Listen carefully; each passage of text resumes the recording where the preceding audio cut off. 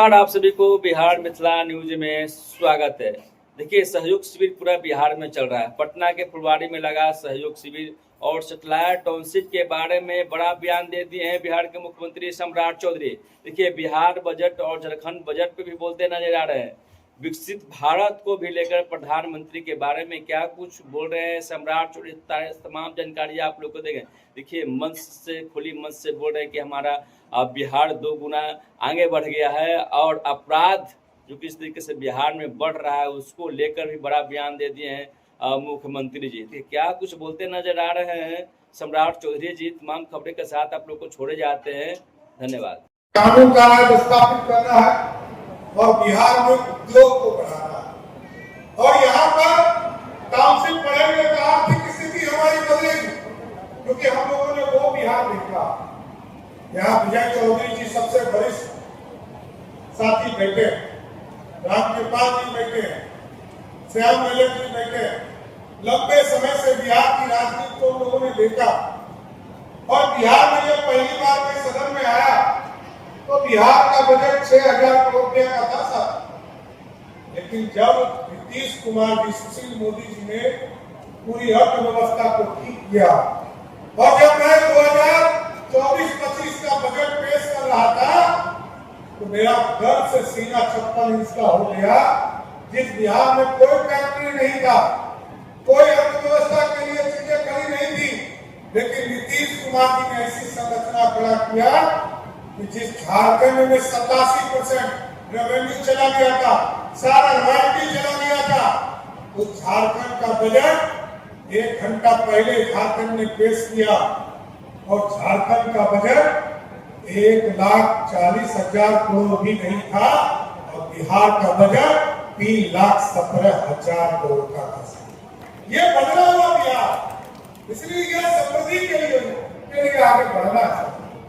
विकसित भारत जो मोदी जी का सपना है वो तभी पूरा होगा जब हम समृद्ध, हम आगे बढ़ पाए, हम संरचना को खड़ा कर पाए।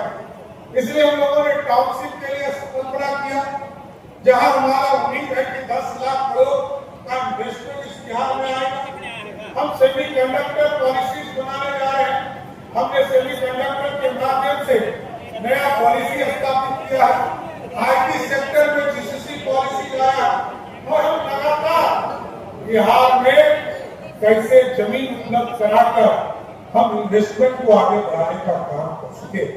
याद कीजिए, नीतीश कुमार जी ने 2012-13 में मैरिन ड्राइव का सपना देखा।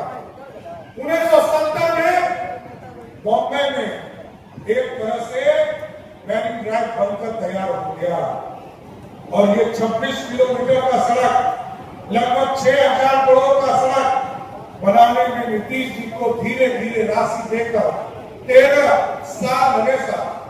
लेकिन अब नीतीश जी के सहयोग से और हम लोगों ने निर्णय लिया, कोयलवर से लेकर दीघा और पटना के बाद हम लोगों ने तय किया कि मुंगेर से लेकर भागलपुर तक 83 किलोमीटर का मैरिन ड्राइव बनाएंगे, जो लगभग 17,000 करोड़ का ये पूरा मैरिन ड्राइव होगा और इसको अगले 3 वर्षों में पूरा करने का काम हमारी सरकार करेगी। और ये सारा पीपीपी बोर्ड का काम है। ये सारे चीजों को हम लोग पीपीपी बोर्ड से बढ़ने का काम करेंगे।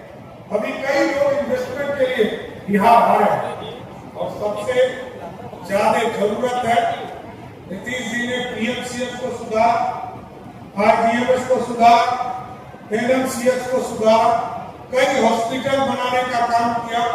अब आगे और संरचना खड़ा करना।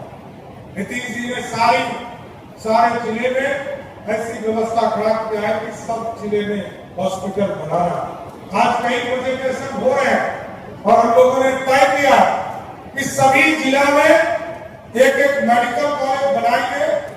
लेकिन इसके साथ साथ हमने शर्त रखा कि ये जो जिला में मैं जब जाता तो लोग ये बताते हैं कि वहां से अनुमंडल अस्पताल से तुरंत जांच करता, तुरंत रेफर कर देता है पीएमसी।